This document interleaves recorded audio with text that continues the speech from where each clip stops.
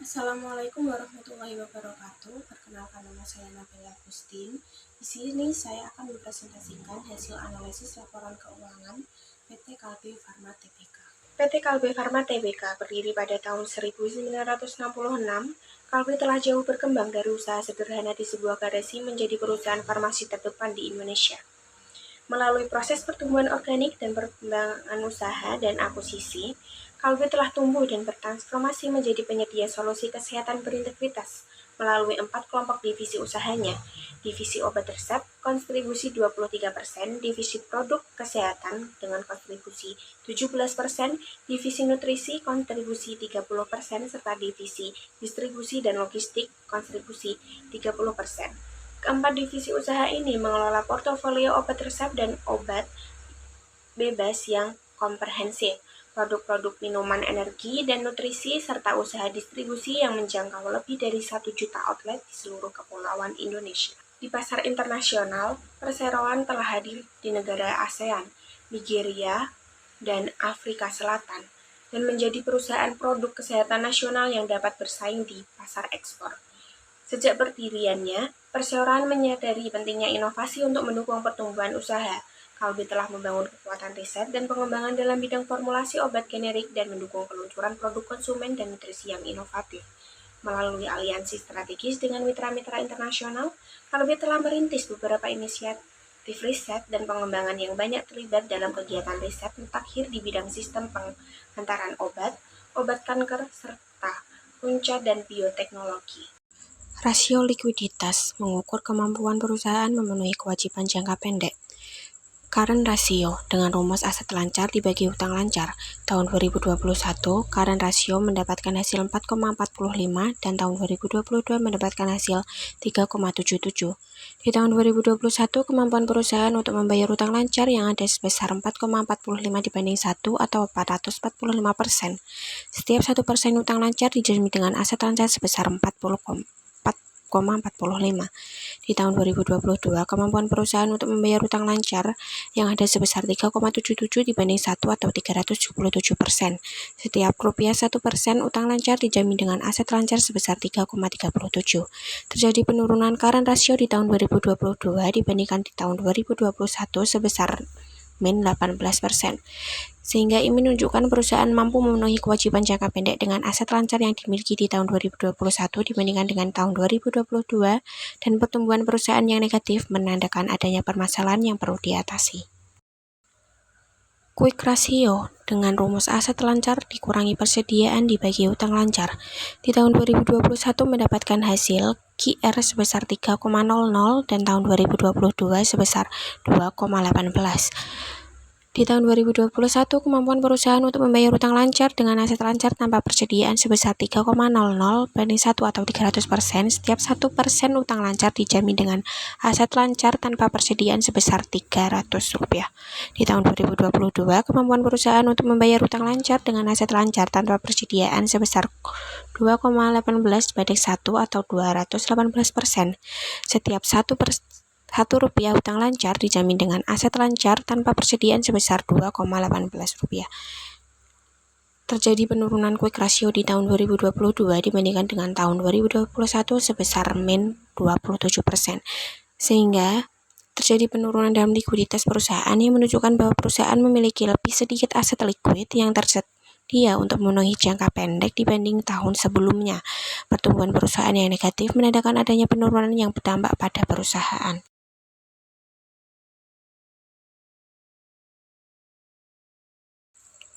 Cash ratio dengan rumus kas dan setara kas dibagi utang lancar.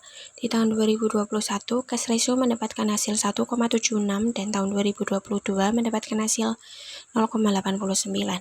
Di tahun 2021, cash ratio sebesar 1,76 dibanding 1 atau 176%, yang menandakan bahwa perusahaan sangat likuid dan memiliki lebih cukup kas untuk menutupi kewajiban jangka pendeknya. Di tahun 2022 mengalami penurunan menjadi 0,89 dibanding 1 atau 89%, yang menunjukkan penurunan yang signifikan dalam likuiditas perusahaan. Terjadi penurunan quick cash ratio di tahun 2022 dibandingkan dengan tahun 2021 sebesar min 97%, sehingga ini mengindikasikan bahwa perusahaan mungkin telah menggunakan sebagian besar kasnya untuk berbagai kebutuhan seperti investasi, pelunasan hutang, dan operasi bisnis lain. Rasio leverage merupakan rasio untuk melihat seberapa jauh aktiva perusahaan dibiayai oleh utang.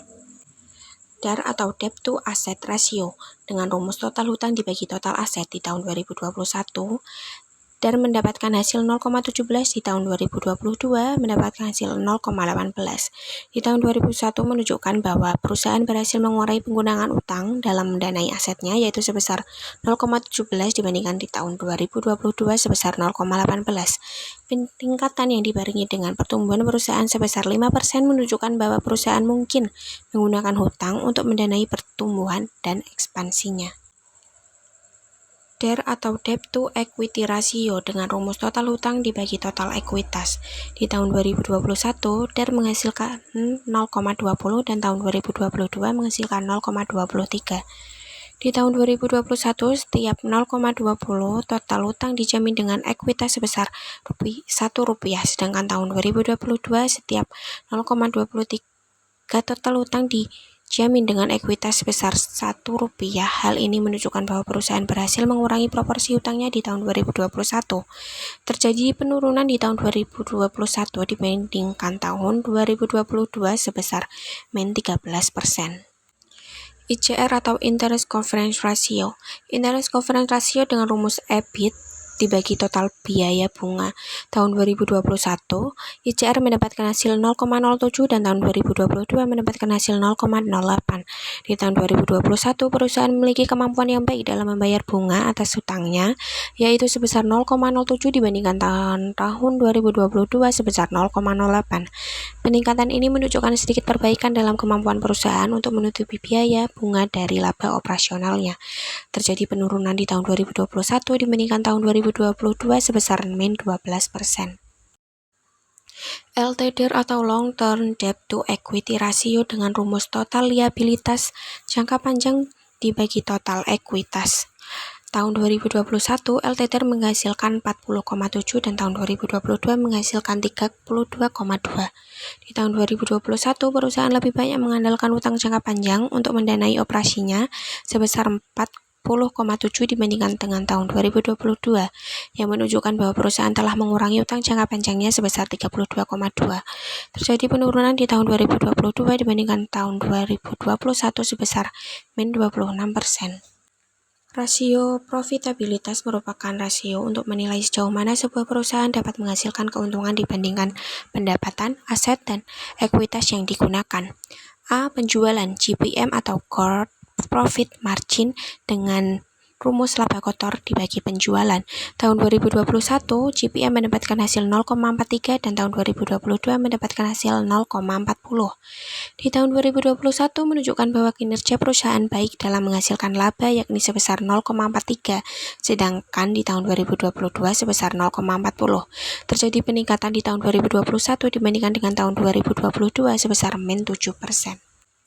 NPM atau Net Profit Margin dengan rumus laba bersih dibagi penjualan. Tahun 2021, NPM mendapatkan hasil 0,12 dan tahun 2022 mendapatkan hasil 0,12. Di tahun 2021 ke tahun 2022, di angka 12% menunjukkan bahwa perusahaan mampu mempertahankan tingkat profitabilitas yang konsisten, yang merupakan tanda positif yang menunjukkan efisiensi operasional, manajemen biaya yang efektif, dan kemampuan perusahaan untuk menjaga atau meningkatkan pendapatan. ROS atau Return on Sales dengan rumus EBIT bagi penjualan. Tahun 2021, ROS mendapatkan hasil 0,17 dan tahun 2022 mendapatkan hasil 0,15.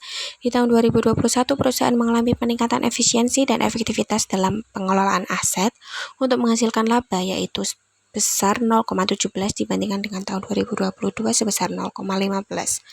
Terjadi peningkatan di tahun 2021 dibandingkan tahun 2022 sebesar -13%. B. Asset Return on Asset atau ROA dengan rumus laba bersih dibagi total aset. Tahun 2021 ROA mendapatkan hasil 0,13 dan tahun 2022 mendapatkan hasil 0,13. Di tahun 2021 ke tahun 2022 relatif stabil yang menunjukkan bahwa perusahaan mampu mempertahankan asetnya untuk menghasilkan laba. Hal ini merupakan tanda yang positif untuk menunjukkan manajemen aset yang efektif dan kinerja operasional yang kuat. C. Ekuitas Return on Equity atau ROE dengan rumus laba bersih dibagi total ekuitas tahun 2021, ROE mendapatkan hasil 0,15 dan tahun 2022 mendapatkan hasil 0,16. Di tahun 2022, perusahaan mampu menghasilkan keuntungan yang sebanding dengan total ekuitas sebesar 0,16, sedangkan di tahun 2021 sebesar 0,15. Terjadi pertumbuhan di tahun 2022 dibandingkan tahun 2021 sebesar min 6%. Rasio aktivitas atau operasional. A. Inventory turnover atau rasio perputaran persediaan. Inventory turnover dengan rumus harga pokok penjualan dibagi persediaan. Pada tahun 2021, IT menghasilkan 2,944 dan tahun 2022 mendapatkan hasil 2,451. Sehingga ini menunjukkan di tahun 2022 mengalami penurunan dari tahun 2021 sebesar 2,944 menjadi 2,451 di tahun 2022, sehingga menunjukkan perusahaan mengalami penurunan dalam efisiensi pengelolaan persediaan.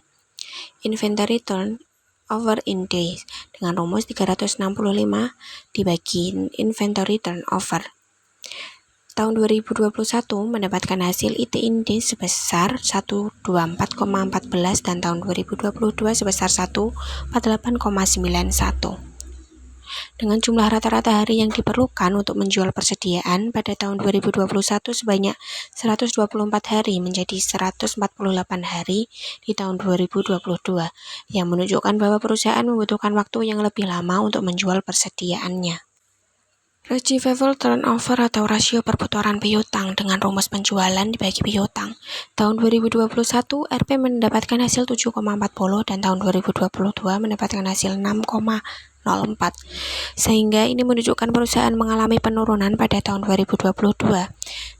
Pada 2021 menghasilkan 7,40 yang menunjukkan perusahaan mampu mengumpulkan piutang rata-rata 7 kali dalam 1 tahun, dan pada tahun 2022 mengalami penurunan 6,04 yang berarti piutang yang dikumpulkan rata-rata 6 kali dalam 1 tahun.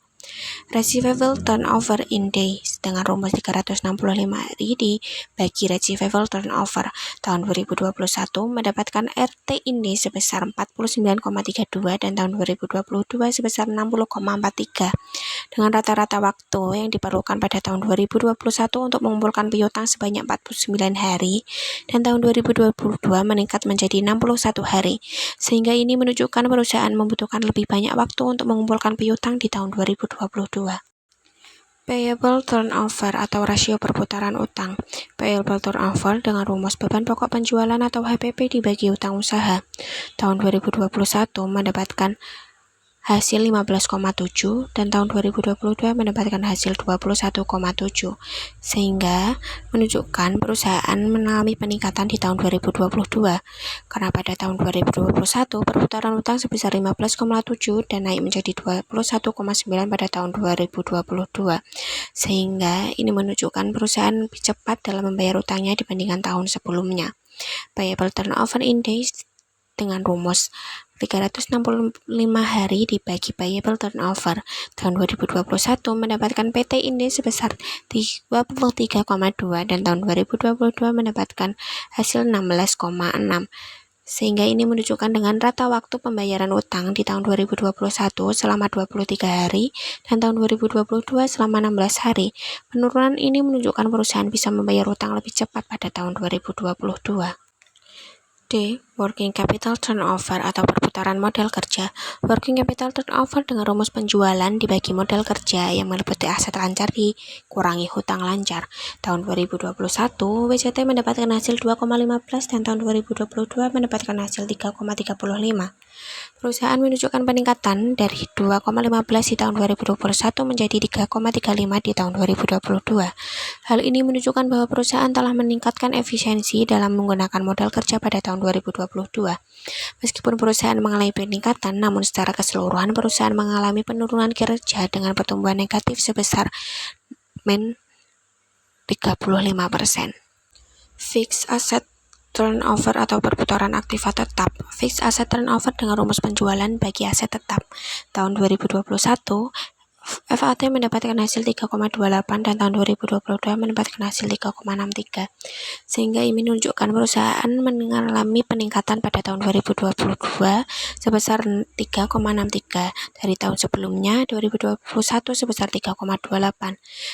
Dengan ini menunjukkan perusahaan menggunakan aset tetapnya lebih efisien untuk menghasilkan pendapatan pada tahun 2022, yang menunjukkan juga bahwa perusahaan mampu meningkatkan kinerja operasionalnya dengan memanfaatkan aset tetap secara lebih produktif. Total asset turnover atau perputaran total aset dengan rumus penjualan dibagi total aset. Tahun 2021 mendapatkan TAT sebesar 1,02 dan tahun 2022 mendapatkan hasil 1,06. Dengan ini menunjukkan bahwa perusahaan mengalami peningkatan pada tahun 2022.